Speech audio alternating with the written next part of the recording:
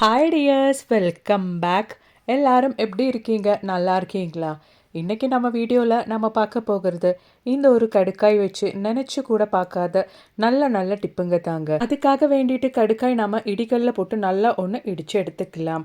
கடுக்காய் கூந்தல் ஆரோக்கியத்திற்கு ஒரு சிறந்த இயற்கை மருந்தாக கருதப்படுகிறது. இதில் உள்ள ஆன்டி ஆக்சிடென்ட்டுகள் மற்றும் ஊட்டச்சத்துக்கள் தலைமுடி சார்ந்த பல பிரச்சனைகளுக்கும் நல்ல தீர்வை தருகின்றன. இதுக்காக வேண்டிட்டு முதல்ல நம்ம கடுக்காய் நல்லா இடித்து எடுத்துடலாம். அதோட தோல் நம்ம இப்படி நீக்கி எடுத்துடலாம். அதோட தோல் நமக்கு தேவையில்லை. ஜஸ்ட் ஒன்று நம்ம இந்த மாதிரி தான் இடிச்செடுக்க போகிறோம். அதுக்காக வேண்டி தான் இடிக்கல்லே பயன்படுத்தணும். மிக்சி ஜாரில் போடணுன்ற அவசியம் கிடையாது. அவ்வளோதான். இந்த மாதிரி நம்ம கடுக்காய் இடிச்சு எடுத்தாச்சு. இப்போ அதை வச்சு நாம் ஒரு டிஷ்யூ பேப்பர் தாங்க எடுத்திருக்கோம்.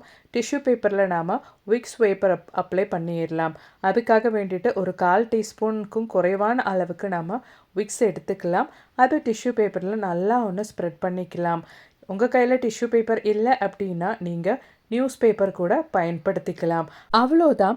கொஞ்சம் விக்ஸ் எடுத்து நல்லா இந்த மாதிரி நம்ம ஒன்று ஸ்ப்ரெட் பண்ணி விட்டுக்கலாம்.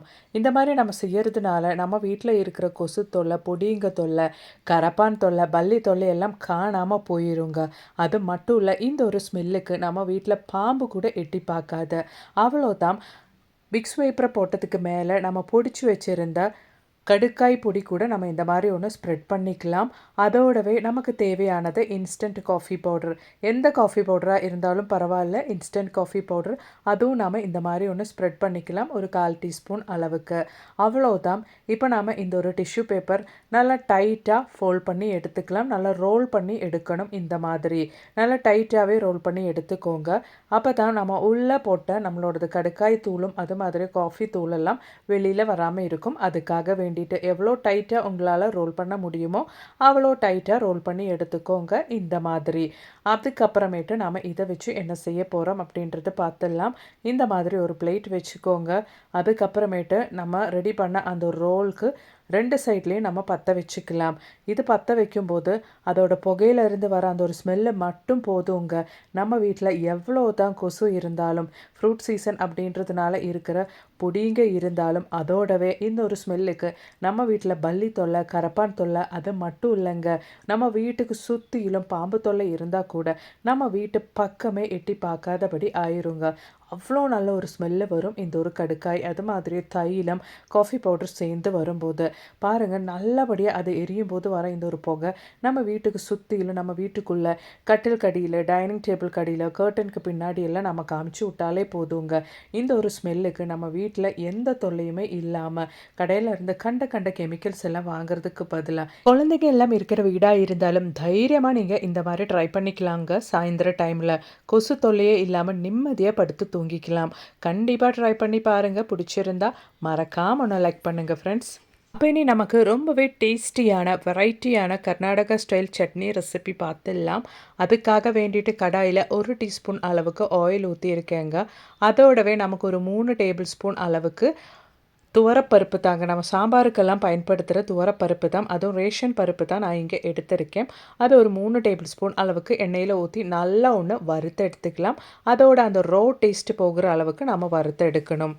அதோடவே நம்ம கடலை சேர்த்துக்கலாங்க. கடலை நான் இங்கே தோலோடு தான் சேர்த்துருக்கேன். உங்களுக்கு வேணும்னா தோல் இல்லாமலும் சேர்த்துக்கலாம். கொஞ்சம் கருவேப்பிலையும் போட்டிருக்கேங்க. நான் இங்கே நிலக்கடலை 1/2 டேபிள் ஸ்பூன் அளவுக்கு தான் சேர்த்துருக்கேன்.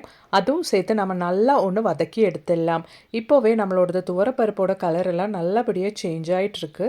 இந்த ஸ்டேஜில் நம்ம பூண்டை சேர்த்துக்கலாங்க. பூண்டு நான் இங்கே ஒரு 4 பல் அளவுக்கு, அதுவும் பெரிய பல் அளவுக்கு தான் சேர்த்துருக்கேன்.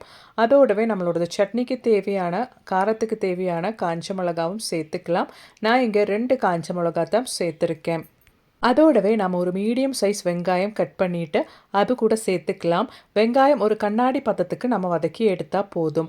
வெங்காயம் வதக்கும் போதே கொஞ்சம் உப்பும் சேர்த்துட்டோன்னா சீக்கிரமாகவே நம்மளோடது வெங்காயம் நல்லபடியாக வதங்கி கிடைக்கும். வெங்காயம் ஓரளவுக்கு கண்ணாடி பதம் வர்றதுக்கு முன்னாடி சின்ன துண்டு அளவுக்கு புளி சேர்த்துக்கலாங்க.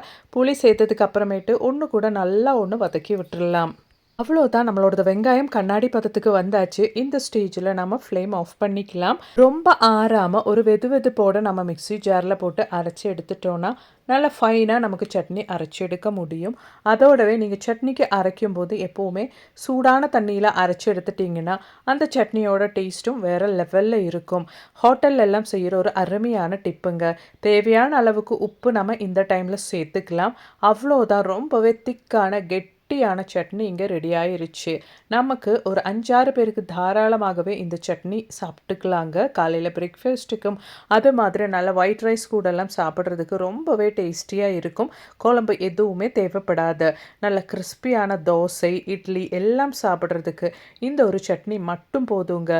ஒரு டைம் நீங்கள் ட்ரை பண்ணிட்டீங்கன்னா மறுபடியும் இந்த மாதிரி ஒரு ரெசிபி வீட்டில் செஞ்சு பார்ப்பீங்க. அந்த அளவுக்கு ஒரு வெரைட்டியான டேஸ்ட் இருக்கும் இந்த ஒரு சட்னி. இவ்வளோதான், எண்ணெய் ஊற்றி கடுகு, கருவேப்பிலை, காஞ்ச மிளகாய் போட்டு ஒரு தாளிப்பு ஊற்றினா நம்மளோடது சட்னி இங்கே செட் ஆயிரும். கண்டிப்பாக நீங்களும் ட்ரை பண்ணி பாருங்கள். பிடிச்சிருந்தா அவங்களோடது ஃபீட்பேக் கமெண்ட்டில் போட்டு தெரிய வைங்க. அப்போ இனி நமக்கு நம்மளோடது அடுத்த டிப் ஒன்று பார்த்துடலாங்க. அதுக்காக வேண்டிட்டு கடுக்காய் பவுடர் நான் எடுத்திருக்கேன். அது நாம் இந்த மாதிரி ஒன்று ஜலிச்சு எடுத்துக்கலாம். இளம் வயதிலேயே முடி நரைப்பதற்கு தலையில் மெலனின் நிறமி குறைபாடு ஒரு முக்கிய காரணமாகும். கடுக்காய் மெலனின் உற்பத்தியை தூண்டி இளநரையை இயற்கையாகவே மாற்றி முடியை மீண்டும் கருமையாக்க உதவுகிறது. நான் இங்கே ஒரு 1/2 டீஸ்பூன் அளவுக்கு கடுக்காய் தூள் எடுத்திருக்கேன். உங்களுக்கு நிறைய முடி இருந்தால் அதுக்கு தகுந்த மாதிரி நீங்கள் சேர்த்து எடுத்துக்கோங்க. நான் இப்போ இங்கே கொஞ்சம் கடுக்காய் தூள் தாங்க ரெடி பண்ணி எடுத்திருக்கேன். இதோடவே நான் இங்கே சேர்த்து கொடுக்க போகிறது பிளாக் ஹென்னா தாங்க. அதோடவே நாம் கொஞ்சம் நெல்லிக்காய் பவுடரும் சேர்த்துக்கலாம். பிளாக் ஹென்னா நான் இங்கே ரொம்ப குறைவான அளவுக்கு தான் ஆட் பண்ணியிருக்கேன். அதுவும் ஆயுர்வேதிக் ஷாப்பில் இருந்து கெமிக்கல் இல்லாத ஆர்கானிக்கான பிளாக் ஹென்னா தான் நான் இங்கே பயன்படுத்தி இருக்கேன். அது மாதிரி நெல்லிக்காய் பவுடரும் சேர்க்கறதுனாலேயே இப்படி ஹேர் டே பண்ணும்போது நம்ம முடி ட்ரை ஆகாமல், முடி கொட்டாமல், அது மாதிரியே டேண்ட்ரஃப் தொல்லை இல்லாமல் இருக்கிறதுக்கு ரொம்பவே ஹெல்ப்ஃபுல்லாக இருக்கும். அதோடவே கொஞ்சம் மட்டும் தண்ணி ஊற்றிட்டு நீங்கள் நல்லா மிக்ஸ் பண்ணிக்கோங்க. தண்ணி ஊற்றி நல்லா மிக்ஸ் பண்ணதுக்கு அப்புறமேட்டு நமக்கு தேவையானது செம்பருத்தி இலை இந்த மாதிரி நல்லா அரைச்சி அந்த தண்ணியும் நம்ம சேர்த்துக்கலாம். இது நம்ம முடிக்கு பார்லர்லேருந்து நல்லா ஷைனிங்காக ஆக்குற மாதிரி ஒரு நல்ல ஒரு ஷைனிங் நம்ம முடிக்கு கொடுக்கும். அதுக்காக வேண்டிதான் இப்போ செம்பருத்தி இலை அரைச்சி அந்த தண்ணியும் சேர்த்து நல்லா நம்ம மிக்ஸ் பண்ணிட்டோம். இது அப்படியே நம்மளோடது வெள்ளை முடியில் நம்ம அப்ளை பண்ணால் போதுங்க. கிராஜுவலாக கண்டினியூஸாக நீங்கள் இந்த மாதிரி தான் ஹேர் டே பண்ணிட்டு வரீங்க அப்படின்னா கிராஜுவலாக உங்களோடது வெள்ளை முடியெல்லாம் நேச்சுரலாகவே கருப்பாக ஆரம்பிக்கும். அது மட்டும் இல்லைங்க, இந்த மாதிரி நீங்கள் ஹேர் டே பண்ணும்போது உங்கள் முடி வந்துட்டு நல்லா வளர்கிறதுக்கு ஆரம்பிக்கும். நல்லா திக்காகவும் அடர்த்தியாகவும் வளரும். தலைமுடியில் டேண்ட்ரஃப் தொல்லை இருக்காது. அது மட்டும் இல்லைங்க, டை பண்ணுறதுனால உங்கள் முடி ட்ரையும் ஆகாது. அது மட்டும் இல்லை, ரொம்ப நாளைக்கு உங்களோட தலைமுடியில் இந்த ஒரு கலரை நிற்கவும் செய்யும். கண்டிப்பாக ட்ரை பண்ணி பாருங்கள் ஃப்ரெண்ட்ஸ். வித்தின் 10 மினிட்ஸ்லேயே உங்கள் தலைமுடியில் இந்த ஒரு டை செட் ஆகும். அதுக்கப்புறமேட்டு நீங்கள் வாஷ் பண்ணிக்கலாம். நீங்கள் வாஷ் பண்ணும்போது மைல்டான சோப்பு, ஷாம்பு எது வேணாலும் பயன்படுத்திக்கலாங்க.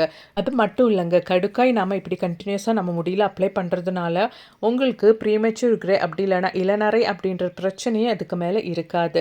கண்டிப்பாக இந்த ஒரு வீடியோ மிகவும் பயனுள்ளதாக இருந்திருக்கும்னு நான் நினைக்கிறேன். வீடியோ பிடிச்சிருந்தால் லைக் பண்ணுங்கள். அதோடவே உங்கள் ஃப்ரெண்ட்ஸ் அண்ட் ஃபேமிலி கூட ஷேர் பண்ணி சப்போர்ட் பண்ணுங்கள் ஃப்ரெண்ட்ஸ். தேங்க்ஸ் ஃபார் வாட்சிங்.